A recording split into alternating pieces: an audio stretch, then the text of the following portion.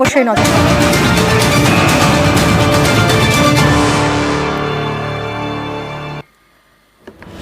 ইতিহাস গড়লেন মানু ভাকের। এর আগেও ব্রোঞ্জ জিতেছেন, অলিম্পিকে প্রথম পদক এনে দিয়েছেন, এবার আরো একটা ব্রোঞ্জ। ইতিহাস গড়লেন মানু ভাকের। এবার মিক্সড ডাবলসে পদক আনলেন মানু ভাকের, দেশকে এনে দিলেন আরো একটা পদক। মিক্সড ডাবলসে পদক আনলেন মানু ভাকের, ইতিহাস গড়লেন মানু ভাকের।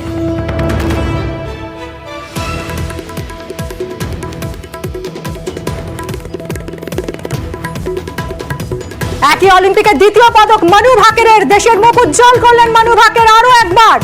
মিক্সড ডাবলসে এবার ব্রোঞ্জ জয় করলেন মানু ভাকের।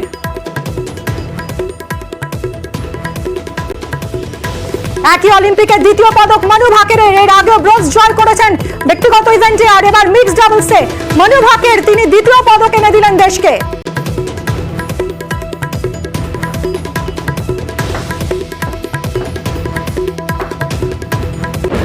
সোনার মেয়ে মানু ভাকের দেশকে দ্বিতীয় পদক এনে দিলেন, ইতিহাস গড়লেন মানু ভাকের। একই অলিম্পিকের দ্বিতীয় পদক, দুটো পদক এনে দিলেন দেশকে মানু ভাকের।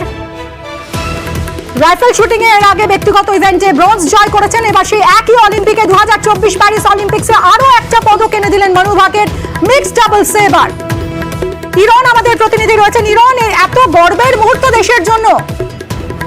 একদমই 124 বছরের রেকর্ড ভেঙে গেল। 124 বছর আগে ভারতের তরফ থেকে একজন অ্যাথলিট, তিনি তখন ভারত ব্রিটিশের অধীনে ছিল, সেই সময় নরম্যান রিচার্ড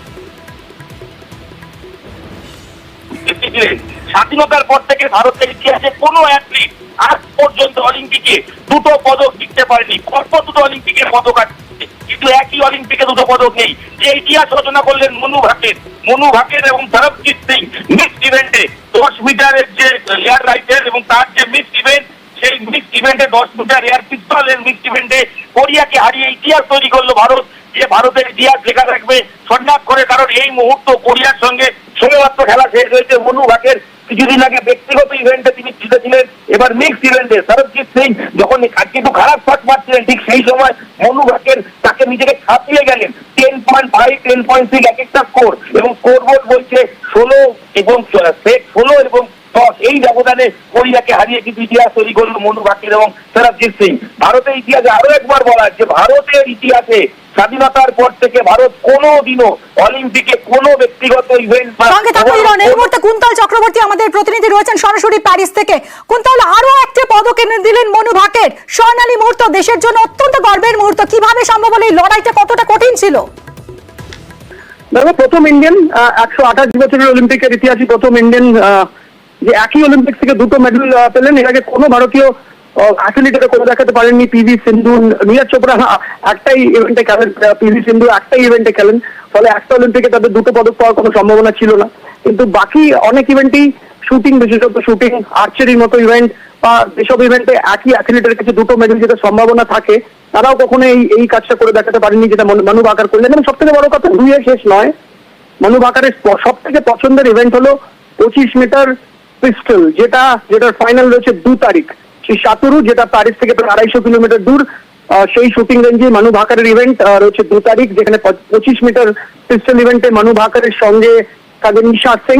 সেই ইভেন্টের দিকে অবশ্যই নজর থাকবে, কারণ মানুর ওটা ফেভারিট ইভেন্ট। 10 মিটার কিন্তু মানুর ফেভারিট ইভেন্ট নয়, যেখান থেকে মানু ব্রঞ্জ মেডেল দুটো জিতলেন। আজকে সরবজিৎ মানুর সাথে ছিলেন 10 মিটার মিক্সড ইভেন্টে, এবং সরবজিৎ, যেটা কয়েকদিন আগে সরবজিৎকে আমি কভার করেছিলাম, মানুকে গতকাল কোয়ালিফিকেশন ইভেন্টে ওখানে গেছেন। মানু গতকাল কোয়ালিফিকেশন ইভেন্টের পর তোমাকে আমি যে বিষয়টা জানিয়ে রাখি যে অলিম্পিক ব্রডকাস্ট সার্ভিস, তাদের কিন্তু নিয়ম যে সব অ্যাথলিটকে কথা বলতেই হবে। মানুকে গতকালকেও কথা বলতে বারণ করে দিয়েছিলেন জসপাল রানা রিকোয়েস্ট করেছিলেন মানুর কোচ যে একটা দিন ছেড়ে দিন, মেডেল জেতার পর মানু কথা বলবে। আজকে আবার মানু কথা বলতে আসবেন কিছুক্ষণ পরেই, যেটা হয়তো আমরা আবার দেখাতে পারবো। মানু এতটাই গত 6 মাস ধরে কনসেন্ট্রেট করছিলেন যে মানুকে সব জায়গা থেকে আলাদা রেখেছিলেন জসপাল রানা। এই জয়ের পিছনে সব থেকে বড় কারিগর যাকে মনে করা হচ্ছে জসপাল রানা, যার ইভেন্ট ছিল 25 মিটার সেন্টার ফায়ার পিস্টল, যার নিজের বেস্ট সময়, যেটা অলিম্পিক ইভেন্ট ছিল না, এর অলিম্পিক ইভেন্ট ছিল না, এবং তিনি সব জায়গায় মেডেল জিতেছেন, এশিয়ান গেমস থেকে শুরু করে কমনওয়েলথ গেমস, ওয়ার্ল্ড কাপ, সব জায়গায়। কিন্তু একটা দুর্ভাগ্যের বিষয় ছিল যে 25 মিটার সেন্টার ফায়ার পিস্তল, যেটা জাসপালের ইভেন্ট ছিল, ওই লেজেন্ডারি শুটার কখনো ভারতকে অলিম্পিক পদক এনে দিতে পারেনি, কারণ অলিম্পিকের মধ্যে ওই ইভেন্টটা কখনো ছিল না। আমার অনেকটা যে অ্যানালজি যদি দিতে হয়, তাহলে আমার মনে পড়ছে রাহুল দ্রাবিড়ের কথা, যে রাহুল দ্রাবিড় যিনি কখনো ক্রিকেটার হিসেবে ওয়ার্ল্ড কাপ জিততে পারেননি, কিন্তু কোচ হিসেবে ভারতকে কয়েকদিন আগেই বিশ্বকাপ এনে দিচ্ছেন। ঠিক সেই অ্যানালজি দেখলে মিল হয় অনেকটা জাসপালের সঙ্গে। তিনি অলিম্পিকের পদক নিজে দিতে পারেননি, কিন্তু মানুর মাধ্যমে দুটো অলিম্পিকের পদক দেশকে এনে দিলেন। দুই শেষ নয়, 3 আসতে পারে। আমি বলছি 2 তারিখ, যখন মানু ভাকর নিজের সব থেকে পছন্দের ইভেন্টে নামবেন, 25 মিটার পিস্টল। সেখানে ঈশা সিংও আছেন, হায়দ্রাবাদের শুটার। ঈশার মা বাবাও এখানে এসছেন। অবিশ্বাস্য একটা মুহূর্ত। ভারত প্রথম 4 দিনে 2টো অলিম্পিক মেডেল। এবার আমার মনে হচ্ছে 10-এ যেতে পারে ভারত, কারণ 7 আমাদের বেস্ট পারফরমেন্স। গতবার টোকিওতে আমাদের গ্রাজুয়ালি ইমপ্রুভ হচ্ছে। 2008 থেকে 2008-এর পর 2012-তে ভারত পেয়েছিল 6টা মেডেল। 16 একটু খারাপ হয়েছিল, অনেক অ্যাথলিট।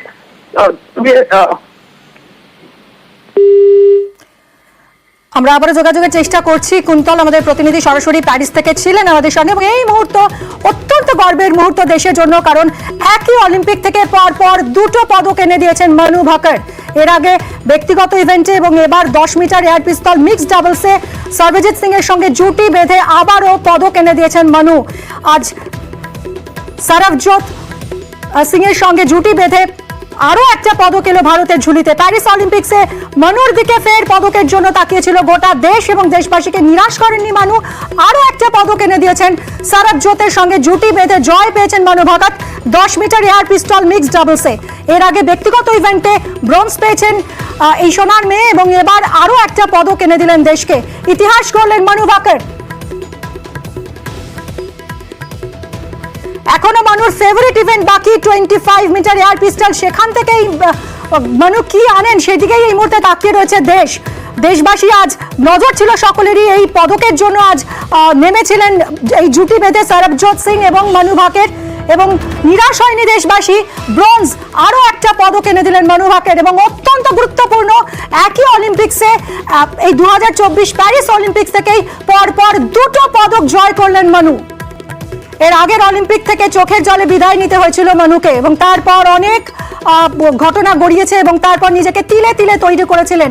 সেটা যে ব্যর্থ হয়নি এবারের এই অলিম্পিকেই তিনি সেটা প্রমাণ করেছেন। মিক্সড ডাবলসে এবার পদক আনলেন, ব্রোঞ্জ জয় করেছেন মানু Bhaker 10 metre air pistol mixed ডাবলসে, এবং এর আগে ব্যক্তিগত ইভেন্টেও তিনি ব্রোঞ্জ পদক এনে দিয়েছেন দেশকে। কোরিয়াকে হারিয়ে ইতিহাস গড়লেন মানু ভাকর সরবজোৎ সিং জুটি। আমরা আবারও চলে যাব আমাদের প্রতিনিধি ইরনের সঙ্গে কথা বলবো। ইরন, এটা মাফ করবেন, কুন্তলের সঙ্গে আবারও কথা বলবো। সরাসরি প্যারিস থেকে রয়েছে কুন্তল আমাদের সঙ্গে। কুন্তল, এই যে গত কয়েক বছরে এরকম কি দেখা যাচ্ছে যে মানু ভাকর যেটা করলেন, একটা অলিম্পিক থেকেই পরপর 2টো পদক আনলেন, এই কি মানে প্রথম কোনো ভারতীয় অলিম্পিয়ান একই অলিম্পিক্স থেকে পরপর মানে 2টো পদক পেলেন? আচ্ছা, মানে প্রথম ভারতীয় অলিম্পিয়ান এক ইভেন্ট থেকে 2টো পদক পেলেন। 128 বছরে কোনো ভারতীয় অলিম্পিয়ান এটা করে দেখাতে পারেননি। এবং কিছু ইভেন্টে এই সম্ভাবনা থাকে, শুটিং এ সম্ভাবনা থাকে, সাঁতারে আমাদের অবভিয়াসলি কোনো পার্টিসিপেশন খুব কম থাকে, সেখানে সম্ভাবনা থাকলেও ভারতের পার্টিসিপেশন অতটা থাকে না। অ্যাথলেটিক্সে থাকে, কিন্তু সেখানেও নীরজ চোপড়া ছাড়া কোনো ভারতীয় এখনো অলিম্পিক্সে পদক পাননি। সুতরাং এইসব ইভেন্ট থেকে সম্ভাবনা থাকলেও সেখানে ভারতের পার্টিসিপেশন কম। শুটিং এ অবশ্যই ভারতের পার্টিসিপেশন বেশি থাকে, আর্চারিতে বেশি থাকে, সেখানে সুযোগ থাকলেও কোনো অলিম্পিয়ান এই কৃতিত্ব অর্জন করতে পারেনি, যেটা মানু ভাকর করে দেখালেন একই অলিম্পিক থেকে। যেটা তোমায় বারবার বলছি যে 2-এ শেষ নয়। 2 তারিখ 25 মিটার এয়ার পিস্তলের কোয়ালিফিকেশন রাউন্ড আছে, 3 তারিখ ফাইনাল আছে। অর্থাৎ 2 তারিখ যদি মানু ভাকর ফাইনালে যান, যে 8জন শুটার আবার 25 মিটার এয়ার পিস্তলের ফাইনালে যাবেন, 3 তারিখ ফাইনাল হবে, সেখানে মানু ভাকরের কিন্তু 3য় মেডেলের সম্ভাবনা থাকবে। সেটা অবিশ্বাস্য হবে যদি সেটা করতে পারেন। তাহলে মানু ভাকর ইতিমধ্যেই অ্যাথলিটদের মধ্যে সর্বকালের সেরা অ্যাথলিটদের মধ্যে জায়গা করে নিয়েছেন এই কৃতিত্বের পর। তাহলে বলতেই হবে যে এখান থেকে আরো এক কদম এগিয়ে যেতে পারেন যদি 3 তারিখ 25 মিটার এয়ার পিস্তলের মেডেলও তিনি জিতে নিতে পারেন, যেটা তার ফেভারিট ইভেন্ট। বারবার করে বলছি, মানুষ ফেভারিট ইভেন্ট কিন্তু 10 মিটার এয়ার পিস্তল নয়, 25 মিটার এয়ার পিস্তল, যেটা ফেভারিটও বলা হয়। এই যে পুল অফ শুটার্স আছে তাদের মধ্যে অবশ্যই চাইনিজরা সেখানেও স্ট্রং, কোরিয়ানরা স্ট্রং, কিন্তু মানু ভাকর 25 মিটারে যদি ব্রঞ্জের থেকে 1 কদম এগিয়ে যান বা 2 কদম এগিয়ে গিয়ে মেডেলের কালারও চেঞ্জ করে ফেলেন, তাহলে অবাক হওয়ার কিছু থাকবে না। সেক্ষেত্রে মানু ভাকর তৃতীয় পদকেও শেষ করতে পারেন এই অলিম্পিক্সে। সুতরাং নজর রাখতে হবে 2 তারিখ কোয়ালিফিকেশন থাকবে সাঁতরুতে, যেটা তারিখ থেকে 250 কিলোমিটার দূর শুটিং রেঞ্জ, সেখানে কোয়ালিফিকেশন রাউন্ড 25 মিটারের 2 তারিখ, 3 তারিখ ফাইনাল রাউন্ড।